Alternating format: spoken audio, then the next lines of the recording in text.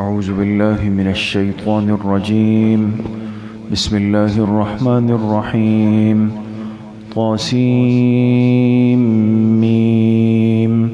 تلك آيات الكتاب المبين لعلك باخع نفسك ألا يكونوا مؤمنين إن نشأ ننزل عليهم من السماء آية فظلت أعناقهم لها خاضعين وما يأتيهم من ذكر من الرحمن محدث إلا كانوا عنه معرضين فقد كذبوا فسيأتيهم أنباء ما كانوا به يستهزئون أولم يروا إلى الأرض كم أنبتنا فيها من كل زوج كريم إن في ذلك لآية وما كان أكثرهم مؤمنين وإن ربك لهو العزيز الرحيم.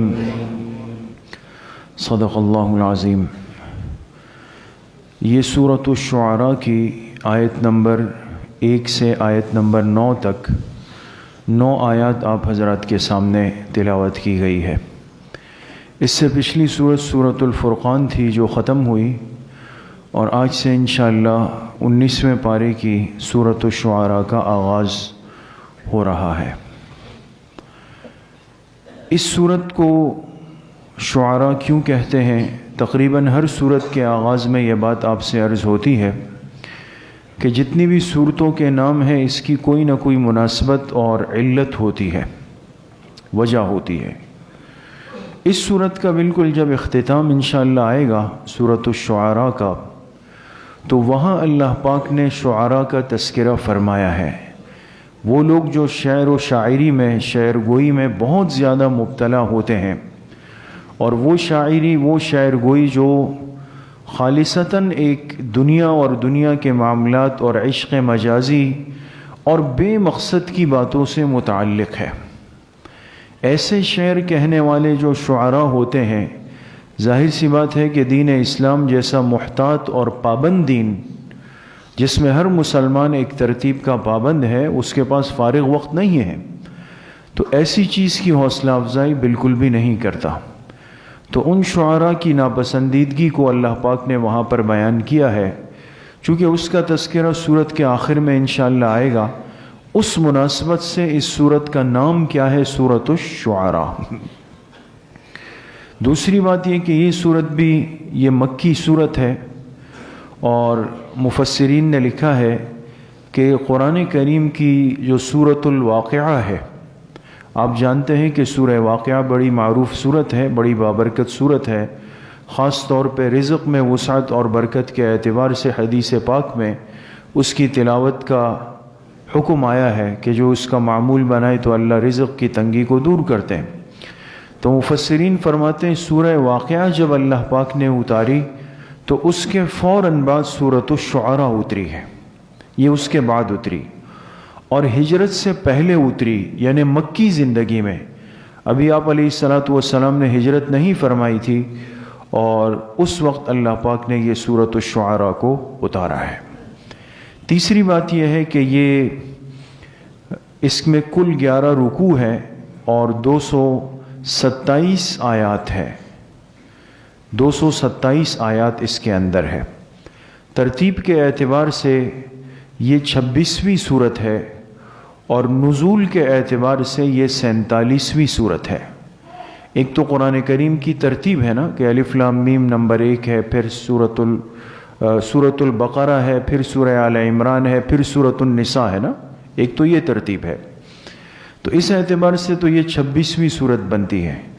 اور ترتیب نزولی کے اعتبار سے کہ نازل کب ہوئی تو 47ویں نمبر پہ اللہ پاک نے اس صورت کو اتارا ہے. اس صورت میں بھی بنیادی طور پر شروع میں اللہ پاک نے اپنے اس عالی کلام قرآن کریم کی تعظیم کو، اس کی عظمت کو اور اس کی بڑائی کو بیان فرمایا ہے. اس کے بعد اللہ پاک نے ایک بہت ہی خوبصورت ترتیب کے ساتھ مختلف انبیاء علیہم الصلاۃ والسلام کے قصوں کو بیان فرمایا. جس ترتیب سے اس سورہ شعراء میں پیغمبروں کے قصے ہیں وہ بڑا عجیب و غریب انداز ہے. ایک ایک پیغمبر کا اللہ پاک نام لیتے ہیں اور پھر ان کے دعوت کے کلمات ذکر فرماتے ہیں کہ اس پیغمبر نے دعوت کیسے دی اور پھر امت نے جواب کیا دیا، وہ بھی اللہ پاک ذکر فرماتے ہیں۔ تو کئی پیغمبروں کے تذکرے اس سورت کے اندر اللہ پاک نے فرمائے ہیں۔ تو بہرحال اس سورت کا آغاز ہے، ان آیات کا ترجمہ ہے قاسیم میم۔ یہ تو چونکہ حروف مقطعات ہیں، اور آپ حضرات سے ہمیشہ یہ عرض ہوتا ہے کہ حروف مقطعات کے معنی کیا ہے، اس کا مفہوم کیا ہے، تو اللہ اعلم بمرادہ بذالک، اللہ پاک ہی اس کی مراد کو جانتے ہیں۔ تلک آیات الکتاب المبین، یہ ایک واضح کتاب کی آیات ہے، جو آنے والی آیات ہیں یہ اس واضح کتاب کی آیتیں ہیں۔ لعلک باخع نفسک الا یکونوا مؤمنین، اب خطاب کیا اللہ نے اپنے آخری پیغمبر جناب رسول اللہ صلی اللہ علیہ وسلم کو، فرمایا اے میرے محبوب شاید کہ آپ اپنی جان ہی دے دیں، اپنی جان ہی دے دیں اس وجہ سے کہ یہ لوگ ایمان نہیں لاتے۔ آپ کو ان پر اتنا درد ہے، اتنی تکلیف ہے ان کے ایمان نہ لانے کی، اور آپ چاہتے ہیں کہ یہ سب ہدایت قبول کر کے ایمان میں آ جائیں، تو آپ کا غم دیکھ کر تو ایسا لگتا ہے کہ کہیں آپ اپنی جان نہ دے دیں ان کے ایمان نہ لانے کی وجہ سے۔ ان نشاء، اگر ہم چاہتے، ننزل علیہم من السماء آیتن، تو ہم ان کافروں پر آسمان سے ایک ایسی بڑی نشانی اتار لیتے، فظلت اعناقہم لہا خاضعین، کہ ان سب کی گردنیں اس کے سامنے جھک جاتی، یہ سب کے سب ایمان اور ہدایت میں داخل ہو جاتے، ان کو ماننا ہی پڑتا۔ اگر ہم چاہتے تو ان کو مجبوراً ایمان پر لے آتے۔ اللہ پاک اپنے پیغمبر کو یہ سمجھانا چاہتے ہیں کہ آپ ان پر اتنا غم نہ کریں، آپ اپنا کام اور ذمہ داری پوری کر چکے ہیں، باقی ان کا ایمان لانا نہ لانا یہ تو ہمارے اختیار اور حکم سے ہے۔ اگر ہمیں ان سب کا ایمان ہی مطلوب ہوتا کہ 100% دنیا ایمان پر ہو، تو پھر تو ایک ایسی نشانی ہم اتارتے کہ سب کے سب بے اختیار مجبور ہو کے سر جھکا دیتے، سب ایمان میں ہوتے۔ وَمَا يَأْتِيهِم مِّن ذِكْرٍ مِّن رَّبِّهِم مُحْدَثٍ، لیکن چونکہ ہم نے ایمان اختیاری مانگا ہے، جو بندہ اپنے اختیار سے ایمان لائے گا خوشی سے، ہم وہ قبول کریں گے۔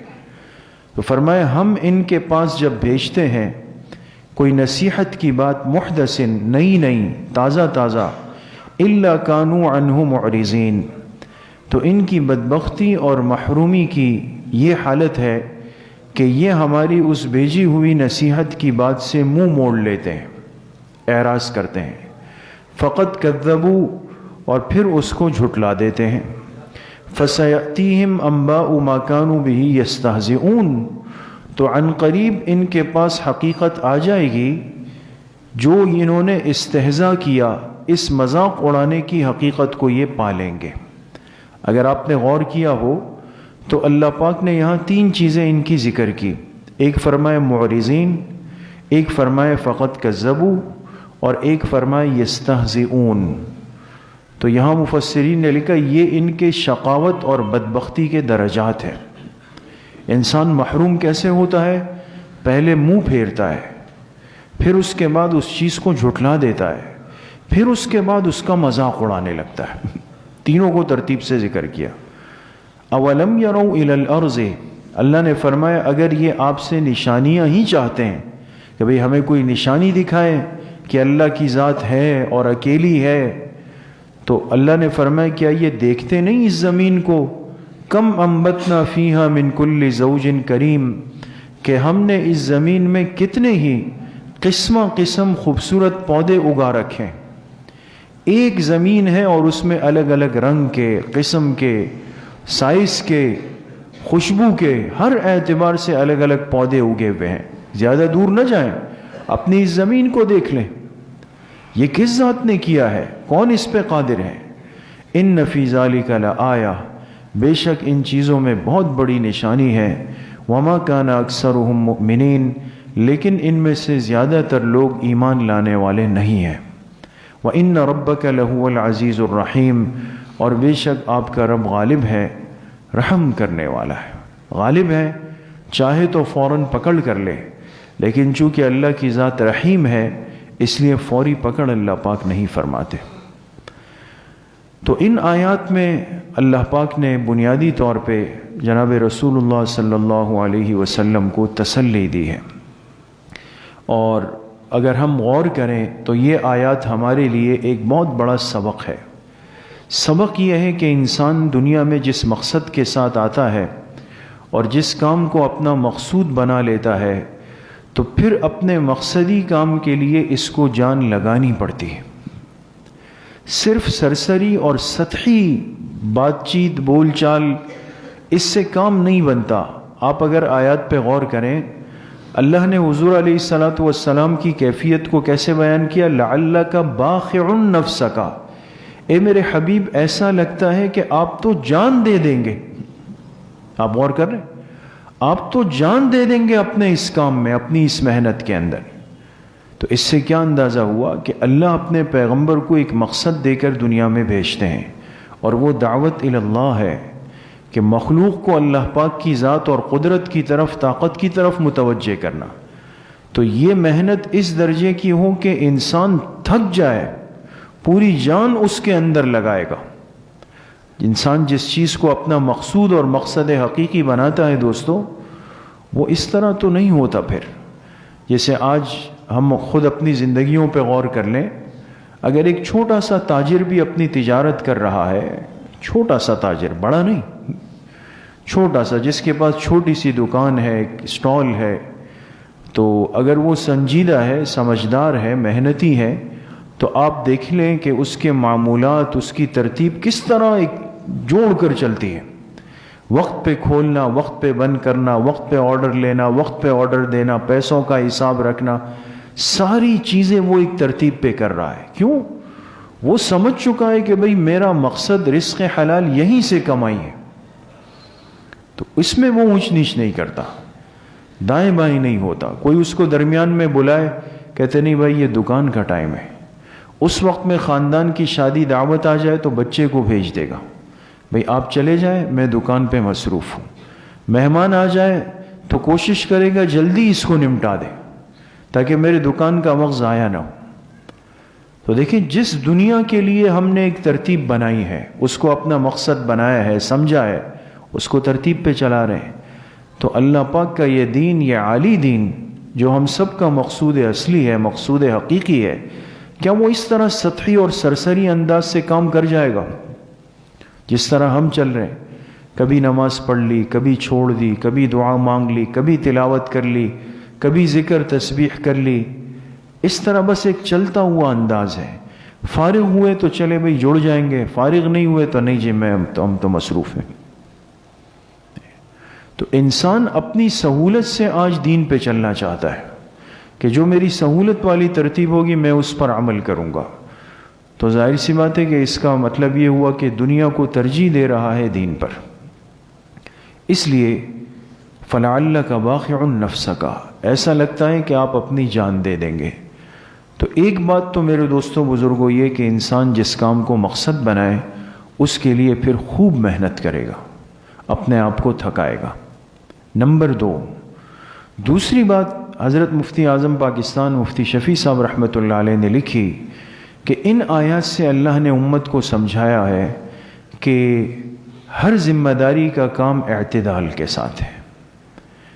اعتدال کیوں؟ اس لیے کہ انسان محنت کا تو مکلف ہے لیکن نتیجے کا مکلف نہیں ہے۔ بات سمجھ میں آ رہی؟ محنت کا تو انسان مکلف ہے لیکن نتیجے کا مکلف نہیں ہے دوست۔ اس لیے دیکھیں نا، حضور علیہ الصلاۃ والسلام سے بڑا داعی کون ہو سکتا ہے؟ اس کائنات میں کوئی بھی نہیں ہو سکتا، لیکن ان کو بھی غم پہنچا ہے، صدمہ پہنچا ہے کہ میں اتنے اخلاص، اتنی محنت، اتنی قربانیوں سے ان کو بچانا چاہتا ہوں، پھر بھی یہ میری نہیں مانتے، پھر بھی میرا مذاق اڑاتے ہیں، پھر بھی میرے قتل کے منصوبے بناتے ہیں۔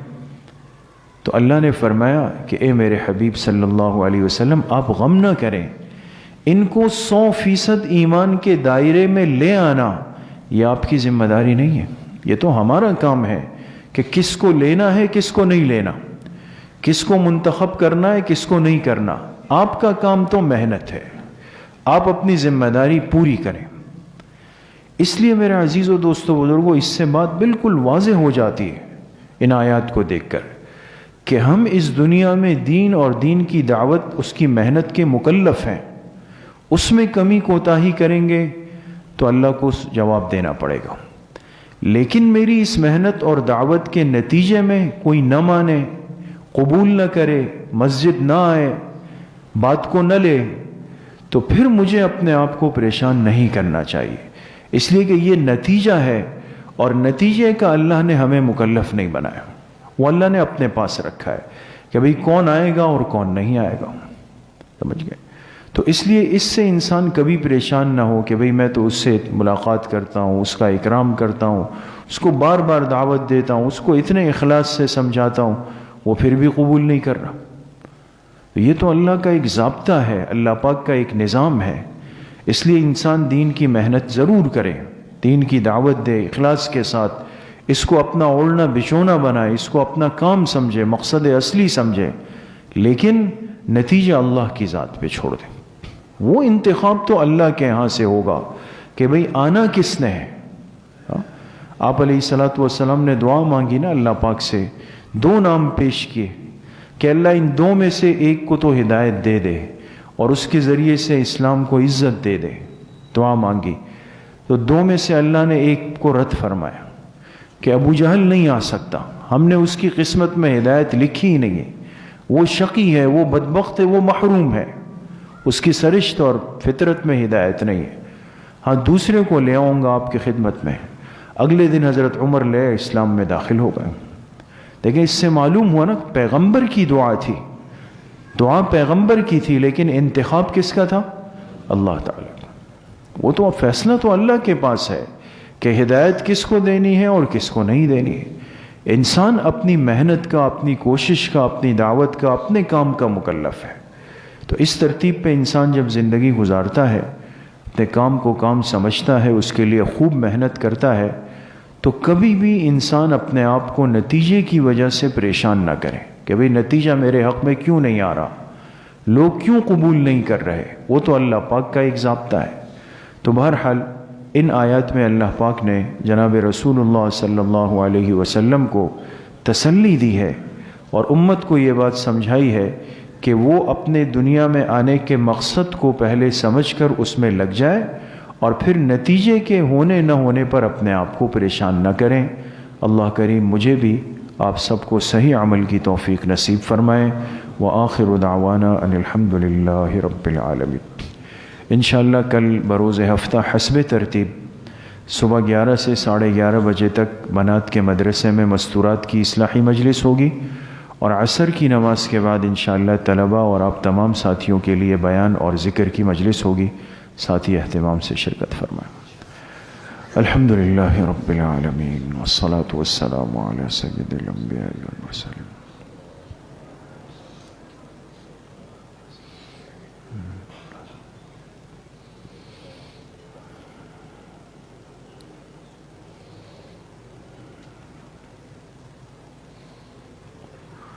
وصلی اللہ وسلم علی نبینا محمد وآلہ وصحبہ اجمعین برحمتک۔